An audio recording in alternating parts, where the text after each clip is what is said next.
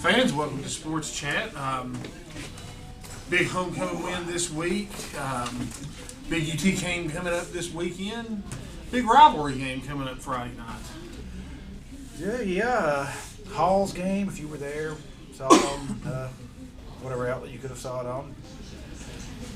Campbell County didn't play very well at all, especially in the first half on offense. The defense had a really good night. Able to get a bunch of turnovers, but the offense sputtered. Halls was playing, you're not going to pass on this defense. They had 8, sometimes even 9 men back in pass coverage. And it was just making life hard on Campbell County without the threat of Joseph Elkins to really get down the field and extend the beat man-to-man coverage. But, of course, as a good offensive coordinator often does, things were adjusted. Yeah, Cougars went to a big-time run attack, ran the ball over 40 times in the game, had 320 yards rushing on the evening. Paul Cordell went over 200 yards on his 24 carries, had a touchdown. Trey Torres rushed for 3 touchdowns out of the Beast package. Big win, 42-7. You know your program is in a really healthy spot when you don't play well and you win 42-7. Yeah. And, granted, Hall's not the best team, but, they're improved from last year. Yeah, I mean, it's easy to let a team hang around even if they're bad and the game stay close throughout, but the Cougars poured it on in the second half, had it going for the mercy rule at 35-0 for a long time. The defense, the second and third team gave up a late touchdown, but the defense did an outstanding job of carrying the offense. Last few weeks, Clinton, it was the offense that had to carry the defense, and the defense carried the offense. Of course, we go to Oak Ridge this week. Going to be a tough game. Oak Ridge has been circulating a bunch of false rumors about Campbell County players making statements on Campbell County radio. But I'm curious. I keep up with pretty much all the sports that goes on in town, be it the press, WLAF, WTNQ. Never heard any of these statements. Oh, I mean, they're not true. I mean, Justin Price confirmed today that there weren't statements made by his players to the media, and it's just Oak Ridge. It's Joe Gaddis doing the old school coaching techniques. Hey, good for Joe. That's what we've done it for years at Jacksboro. That's just assuming that was even Joe Gaddis's board. It may have just been an Oak Ridge fan trying to stir the pot. You never know. But it's just good old-fashioned stirring the pot, getting people fired up.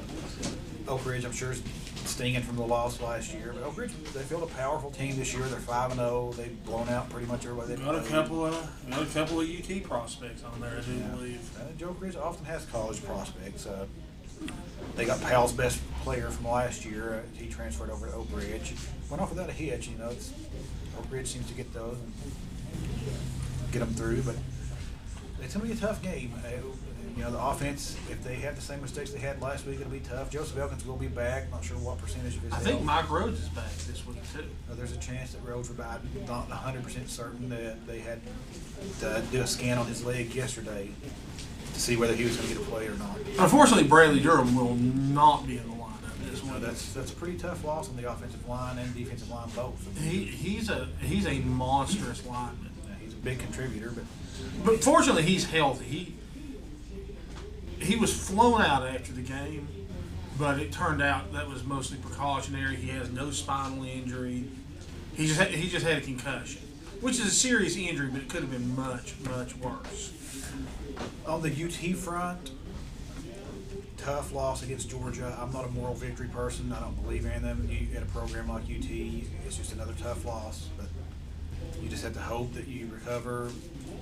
Justin Worley can stay healthy, and that you can manage to defeat Florida this week. UT surprisingly is a 3-point favorite over Florida. It started out with Florida being favored by a point, but it's swung all the way over. I guess Worley has really kind of turned the corner in quarterback. A lot of people must have loaded up on Tennessee on that bit. But Worley, he can't throw a deep pass. I don't know why. He seems to be able to throw accurate passes all over the field. If he has to throw it beyond 20 yards, 80% of his throws go long. I don't. It's just I can't figure that one out. But he's extremely accurate in the short game. He actually had a few decent runs. The offensive line is not good. I think that's part of the reason why he may be overthrowing it, because you tend to, when you're getting pressured all the time, you're just going to step up and fling it as hard as you can. And maybe have to throw it a little sooner than you wanted to, so that's possibly what causes him to look like he's overthrowing it all the time on the deep routes. But Florida's not really that good this year. They were 4-8 last year, but we always have just terrible luck against Florida. Right. I mean, we've been involved in some heartbreakers against Florida. It's just no matter how good the teams appear, until you win that game, and it's coming up on 10 years since we've beaten Florida. This will be the 10th anniversary, and that's the second longest losing streak in the history of this program to any team. Twitter didn't exist the last time we beat Florida. I mean, Alabama, we lost 11 in a row to them between 1971 and 1982. This is the time to end this Florida streak. It's at home. We're at worst, we should be equal footing with them. If they may even be a little worse than us. Will Muschamp's ready to be fired, ran out around the rail any day now. He's in over his head at Florida. He just, this is the time to win this game. Hopefully we can do it. And it would make a huge difference in the season. In my opinion, if you beat Florida this week, you've almost assured yourself a bowl game. Right, because, we play Chattanooga, Kentucky, Vandy. Missouri's not exactly playing the best right now. We play teams, winnable games, but even, if we beat Florida, you got 3 games that you should for sure win, and that gets you 6-6, gets you to a bowl game. Recruiting's going really well without bowl games. Already signing some of the top defensive line talent that I've seen us assemble since John Henderson and Albert Haynesworth played together. And that'll pay off, in 2015, especially in 2016. This team should be peaking in 2016 if we can figure out a quarterback. Well, fans, that'll about wrap us up for Sports Chat this week. We'll see you at the ball games.